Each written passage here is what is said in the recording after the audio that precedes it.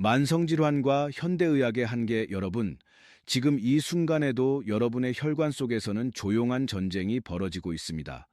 맑게 흘러야 할 피가 끈적끈적한 기름 덩어리처럼 느리게 흐르고 혈관벽은 만성염증으로 붉게 부어 올라 있다면 어떠시겠습니까? 병원에 가면 의사 선생님들이 이렇게 말씀하십니다. 평생 약을 드셔야 합니다. 하루도 빠짐없이 약을 챙겨 드세요. 그런데 이상하지 않으십니까? 당뇨약을 10년, 20년 먹었는데 왜 당뇨는 낫지 않는 걸까요?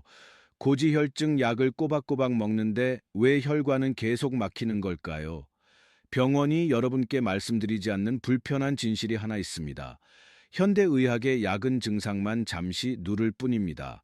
병을 만든 진짜 원인은 절대 건드리지 못합니다.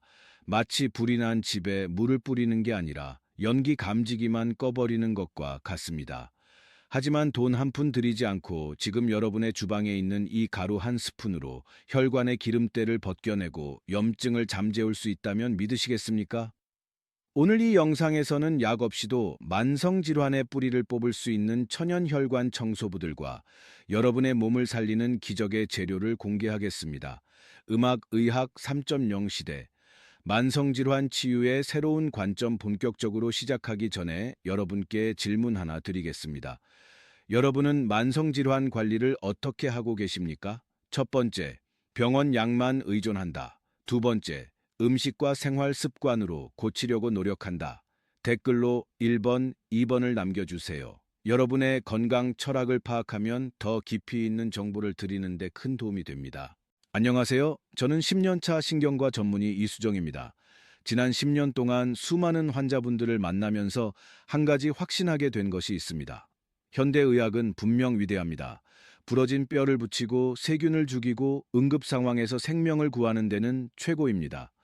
하지만 당뇨, 고혈압, 고지혈증, 동맥경화, 치매, 암 같은 만성 질환 앞에서는 무력합니다. 왜 그럴까요? 약은 수치만 조절할 뿐이기 때문입니다. 혈당이 200이면 약으로 100으로 낮춥니다. 콜레스테롤이 300이면 약으로 200으로 낮춥니다. 하지만 왜 혈당이 올라갔는지, 왜 콜레스테롤이 쌓였는지 그 근본 원인은 전혀 해결하지 못합니다. 제가 진료실에서 만난 환자분들 중에는 이런 분들이 많았습니다. 약을 15년 넘게 드셨는데도 당뇨 합병증으로 발가락을 잃으신 분, 고지혈증 약을 빠짐없이 드셨는데도 결국 심근경색으로 응급실에 실려오신 분들입니다. 그분들은 약을 안 먹어서 그렇게 된 게 아닙니다. 약은 열심히 드셨어요. 하지만 약만으로는 부족했던 겁니다. 이제는 관점을 바꿔야 합니다. 저는 이것을 의학 3.0이라고 부릅니다. 의학 1.0은 급성 감염병을 치료하는 시대였습니다. 의학 2.0은 수술과 약물로 증상을 관리하는 시대였습니다. 하지만 의학 3.0은 다릅니다. 병원이 해주는 치료가 아니라 내가 먹는 음식, 스트레스 관리, 자연 치유력으로 내 몸의 환경, 즉 토양을 바꾸는 것입니다. 이것만이 유일한 해법입니다. 그 핵심은 바로 모든 병의 근원인 염증을 없애는 것입니다. 만성질환의 근원, 몸속 염증의 이해 염증이라는 단어를 들으면 대부분 상처가 빨갛게 붓는 것을 떠올리십니다. 맞습니다. 하지만 우리 몸속에서 일어나는 염증은 눈에 보이지 않습니다. 혈관 안쪽 벽에서 뇌세포 사이에서 간세포 안에서 조용히 불타고 있습니다. 이 염증이 10년, 20년 쌓이면 당뇨가 됩니다. 고지혈증이 됩니다. 치매가 됩니다. 암이 됩니다.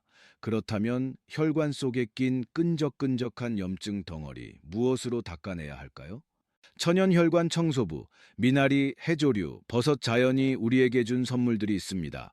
첫 번째는 미나리입니다. 미나리는 혈관을 뚫는 천연 아스피린이라고 불립니다. 꽉 막힌 혈관을 뚫어주고 피를 맑게 하는 최고의 해독제입니다. 미나리는 물에서 자라는 식물입니다. 물속의 오염물질을 빨아들이면서도 자신은 깨끗하게 유지하는 능력이 있습니다. 이 능력이 우리 몸속에서도 그대로 작용합니다. 혈액 속의 독소와 노폐물을 빨아들여 밖으로 내보내 줍니다. 여기에 미역, 다시마 같은 해조류를 더하면 효과는 배가 됩니다. 해조류는 끈적끈적한 혈액을 묽게 만들어 순환을 돕습니다. 피가 묽어지면 좁아진 혈관 사이로도 쉽게 지나갈 수 있습니다. 또한 해조류에는 알긴산이라는 성분이 들어있는데 이것이 장에서 콜레스테롤과 중금속을 붙잡아 대변으로 배출시킵니다. 두 번째는 버섯입니다. 버섯은 염증을 흡착하는 천연 필터입니다. 표고버섯을 생각해 보십시오. 버섯은 습하고 미생물이 우글거리는 곳에서도 썩지 않고 살아남습니다. 왜 그럴까요? 버섯이 가진 강력한 한겸 성분과 항미생물 성분 때문입니다. 이 성분들이 우리 몸속의 더러운 염증 물질을 흡착해서 배출해 줍니다. 특히 표고버섯에는 베타글루칸이라는 성분이 풍부합니다. 베타글루칸은 우리 몸의 면역 세포를 깨워서 염증과 싸우도록 만듭니다. 또한 혈관벽에 쌓인 콜레스테롤을 녹이는 데도 도움을 줍니다.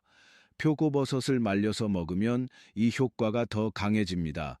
말리는 과정에서 비타민 D가 증가하고 향도 진해지기 때문입니다.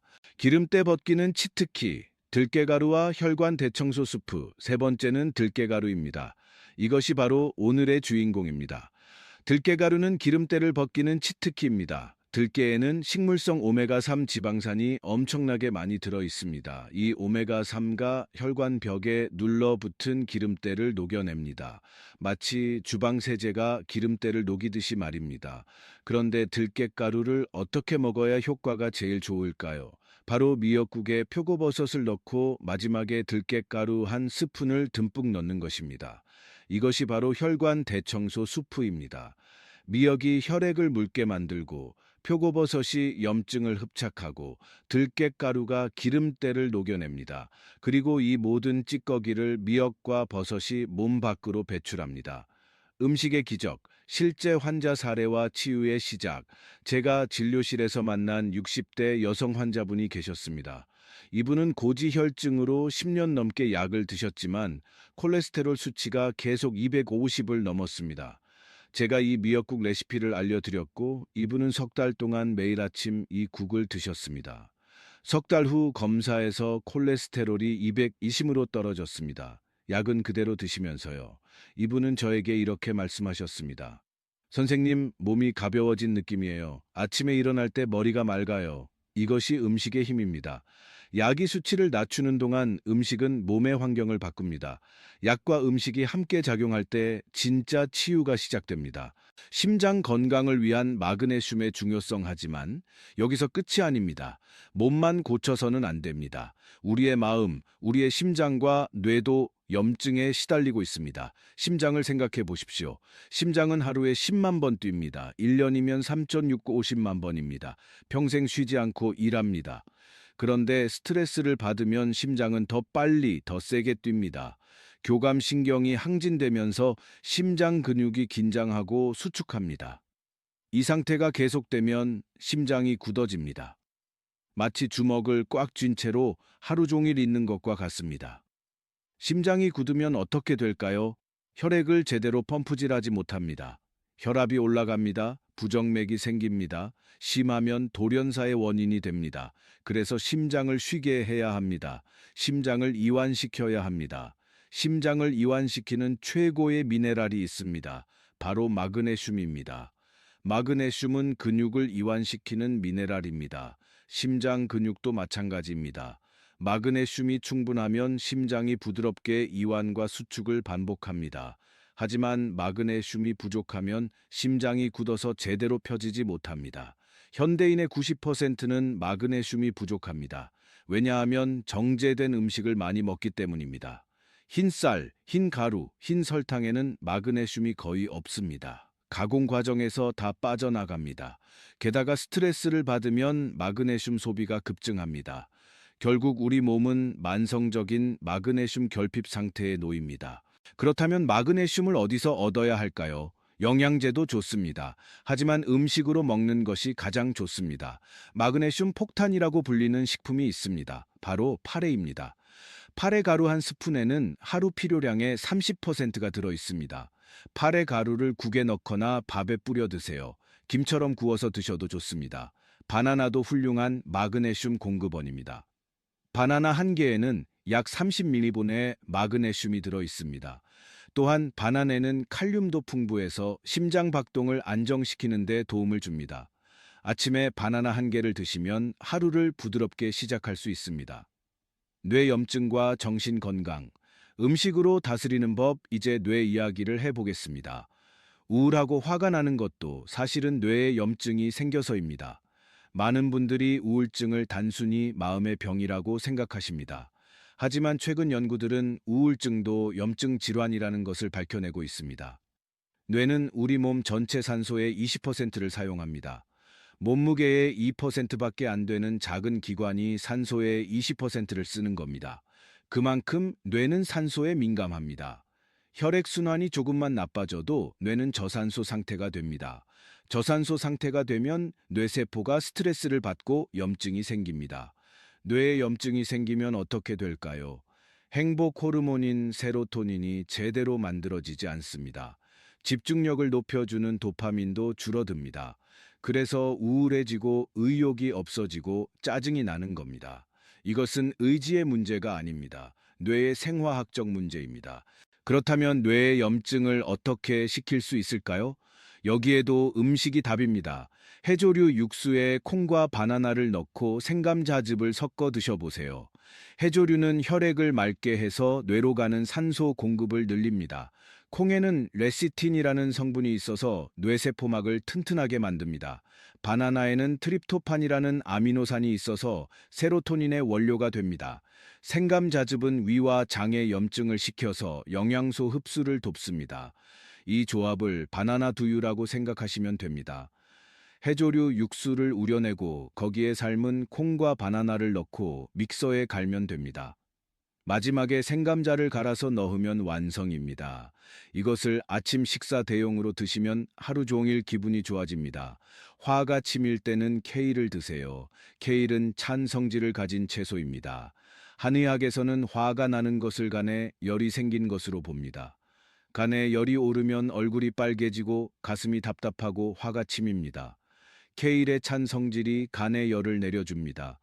케일을 생으로 먹기 힘들면 케일 물김치를 담가 드시거나 쌈으로 드세요. 케일 한 장만 먹어도 화가 가라앉는 것을 느낄 수 있습니다. 소금에 대한 오해와 건강한 소금 주겸, 마지막으로 가장 중요한 오해 하나를 풀어드리겠습니다. 바로 소금에 대한 오해입니다. 짜게 먹지 마라, 소금을 줄여라. 이 말을 수없이 들어오셨을 겁니다. 병원에 가도 건강 프로그램을 봐도 다들 저염식을 강조합니다. 맞습니다. 소금을 너무 많이 먹으면 문제가 됩니다. 하지만 이 말은 반은 맞고 반은 틀립니다. 문제는 소금 자체가 아니라 어떤 소금을 먹느냐입니다. 우리가 마트에서 사는 일반 소금, 천일염을 생각해 보십시오. 바닷물을 증발시켜 만드는 천일염은 언뜻 보면 자연스럽고 건강해 보입니다. 하지만 현실은 다릅니다. 지금 우리 바다는 깨끗하지 않습니다. 미세 플라스틱, 중금속, 각종 화학 물질로 오염되어 있습니다. 이런 바닷물로 만든 소금에는 당연히 불순물이 섞여 들어갑니다.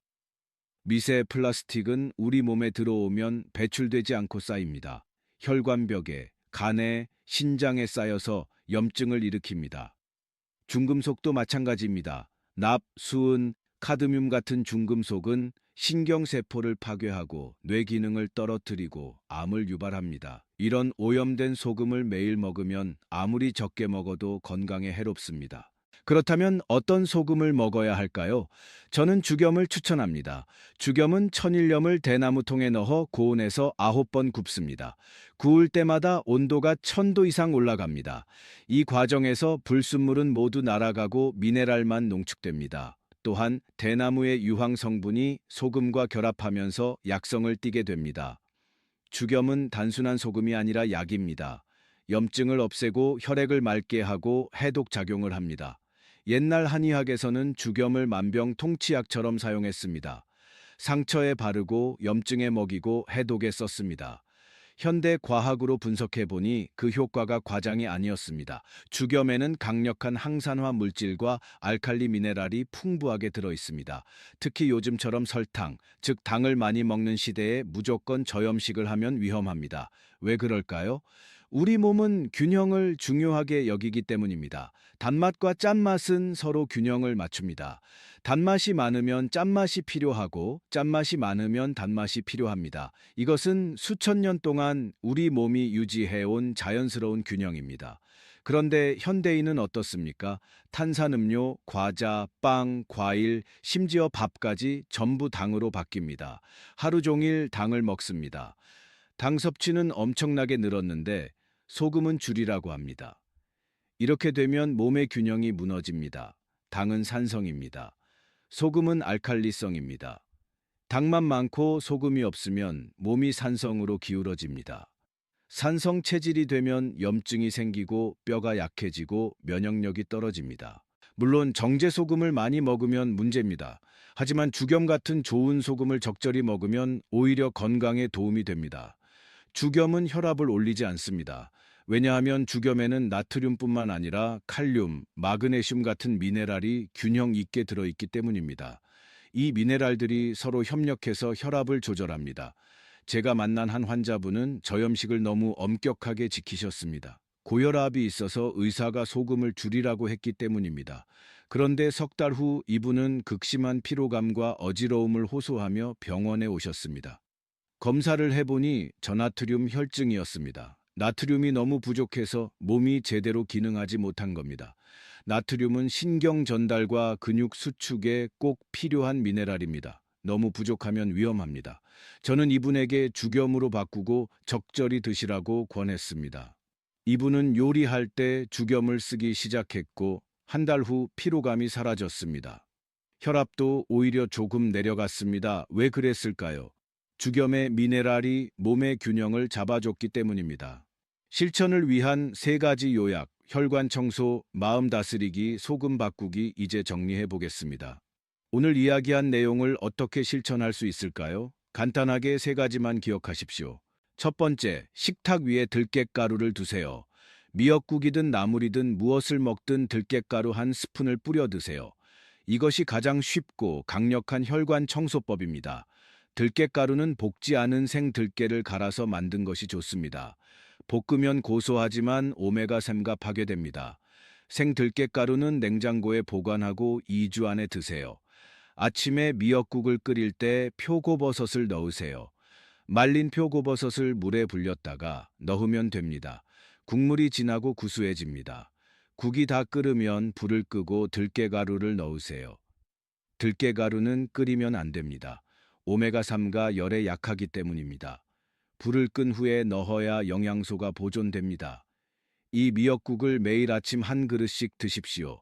석 달만 드셔보세요. 몸이 달라지는 것을 느낄 겁니다. 혈액 검사 수치도 좋아질 겁니다. 무엇보다 아침에 눈 뜰 때 몸이 가벼워지고 머리가 맑아지는 것을 느낄 겁니다. 두 번째, 화날 때, 우울할 땐 바나나. 마음의 병도 음식으로 다스리세요. 내 기분에 맞춰 음식을 고르는 것이 진정한 치료입니다. 화가 치밀고 가슴이 답답할 때는 케일을 드세요. 케일 한두 장을 쌈으로 먹거나 물김치를 담가서 드시면 됩니다. 케일은 슈퍼푸드라고 불릴 만큼 영양소가 풍부합니다. 비타민 K, 칼슘, 철분이 많고 항산화 물질도 풍부합니다. 특히 케일의 찬 성질이 화를 식혀줍니다. 우울하고 의욕이 없을 때는 바나나를 드세요. 바나나에는 트립토판이라는 행복 호르몬의 원료가 들어 있습니다. 트립토판이 뇌에 들어가면 세로토닌으로 바뀝니다. 세로토닌이 많으면 기분이 좋아지고 의욕이 생기고 잠도 잘 옵니다. 바나나 한 개만 먹어도 기분이 나아지는 것을 느낄 수 있습니다. 더 좋은 방법은 바나나 두유입니다. 두유나 우유에 바나나를 넣고 믹서에 갈아 드세요. 여기에 해조류 가루를 한 스푼 넣으면 더 좋습니다. 해조류가 혈액을 맑게 해서 뇌로 가는 산소를 늘려줍니다. 아침마다 이 바나나 두유를 마시면 하루를 상쾌하게 시작할 수 있습니다. 또한 파라의 가루도 챙겨 드세요. 파라의 가루는 마그네슘 폭탄입니다. 국에 넣거나 밥에 뿌려 드세요. 마그네슘이 심장을 이완시키고 스트레스를 줄이고 숙면을 도와줍니다. 밤에 잠이 안 오면 자기 전에 파의 가루를 탄 물을 한 컵 드세요. 마그네슘이 몸을 이완시켜서 깊은 잠에 빠지게 해줍니다. 세 번째, 소금을 죽염으로 바꾸세요. 요리할 때 쓰는 소금만 바꿔도 가족의 미네랄 섭취량이 달라집니다. 마트에서 파는 일반 소금을 버리고 죽염을 사세요. 처음에는 비싸게 느껴질 수 있습니다. 하지만 건강을 생각하면 그리 비싼 게 아닙니다. 평생 먹을 약에 비하면 아무것도 아닙니다. 죽염은 찌개, 국, 볶음 모든 요리에 쓸 수 있습니다. 일반 소금처럼 쓰면 됩니다. 죽염으로 간을 하면 음식 맛이 더 깊어집니다. 일반 소금은 그냥 짜기만 합니다. 하지만 죽염은 짠맛 속에 단맛과 감칠맛이 숨어 있습니다. 대나무와 황토의 미네랄이 복합적인 맛을 만들어내기 때문입니다. 한번 죽염으로 요리를 해보면 일반 소금으로 돌아가기 힘듭니다. 김치를 담글 때도 죽염을 쓰세요. 죽염으로 담근 김치는 발효가 깊고 맛이 감칠맛 납니다. 또한 죽염의 항균 작용으로 김치가 쉽게 물러지지 않습니다. 오래 두고 먹어도 아삭아삭한 식감이 유지됩니다. 마무리. 스스로 건강을 지키는 의학 3.0. 이 세 가지만 실천해도 여러분의 건강은 크게 달라질 겁니다. 약을 먹는 것도 중요합니다. 의사의 지시를 따르는 것도 중요합니다. 하지만 그것만으로는 부족합니다. 음식을 바꿔야 합니다. 생활 습관을 바꿔야 합니다. 그래야 진짜 치유가 시작됩니다. 병원이 이것을 숨기는 게 아닙니다. 현대의학의 한계일 뿐입니다. 의사들도 알고 있습니다. 약만으로는 만성질환을 고칠 수 없다는 것을. 하지만 병원 시스템은 약을 처방하는 것으로 설계되어 있습니다. 진료 시간은 5분이고 환자는 수십 명이 기다립니다. 음식과 생활 습관을 상담할 시간이 없습니다. 그래서 여러분이 스스로 공부해야 합니다. 내 몸을 고치는 진짜 의사는 바로 여러분 자신입니다. 최고의 약은 여러분이 먹는 음식입니다. 이것을 깨닫는 순간 여러분은 건강의 주인이 됩니다. 오늘 저녁 들깨가루 듬뿍 넣은 미역국 한 그릇으로 지친 혈관을 위로해 주는 건 어떨까요? 끈적끈적하게 막혀있던 혈관이 맑아지는 것을 상상해 보세요. 염증으로 붉게 부어있던 혈관 벽이 가라앉는 것을 느껴보세요. 여러분의 몸은 스스로 치유할 능력이 있습니다. 다만 제대로 된 재료를 주어야 합니다. 만성질환은 하루아침에 생기지 않았습니다. 10년, 20년 잘못된 식습관이 쌓여서 생긴 것입니다. 그러니 고치는 것도 시간이 걸립니다. 조급해하지 마세요. 오늘부터 하나씩 바꿔 나가세요. 들깨가루를 사고 미역을 사고 표고버섯을 사고 죽염을 사세요. 그리고 꾸준히 드세요. 한 달 후, 석 달 후, 6개월 후 여러분의 몸이 어떻게 변했는지 스스로 느낄 겁니다. 혈액 검사 수치도 좋아질 겁니다. 약을 줄일 수 있을지도 모릅니다. 물론 약을 끊을 때는 반드시 의사와 상담하세요. 절대 임의로 끊으면 안 됩니다.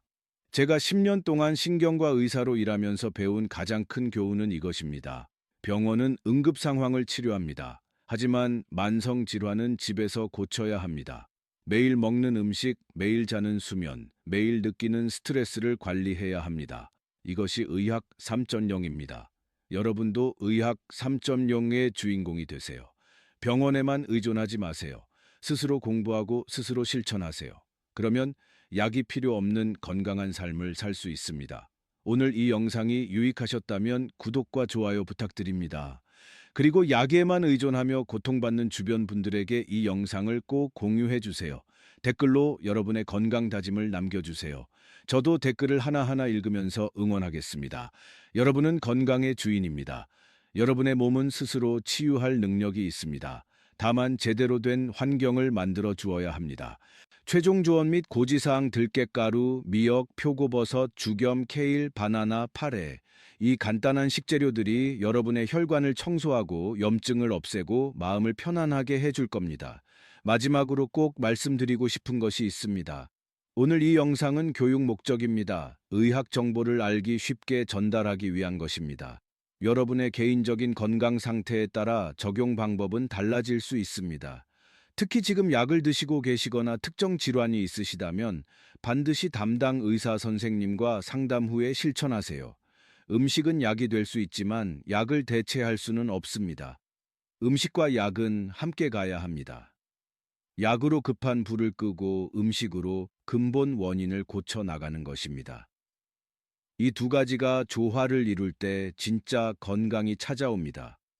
여러분 모두 건강하시고 행복하시길 바랍니다. 다음 영상에서 더 유익한 정보로 찾아뵙겠습니다. 감사합니다.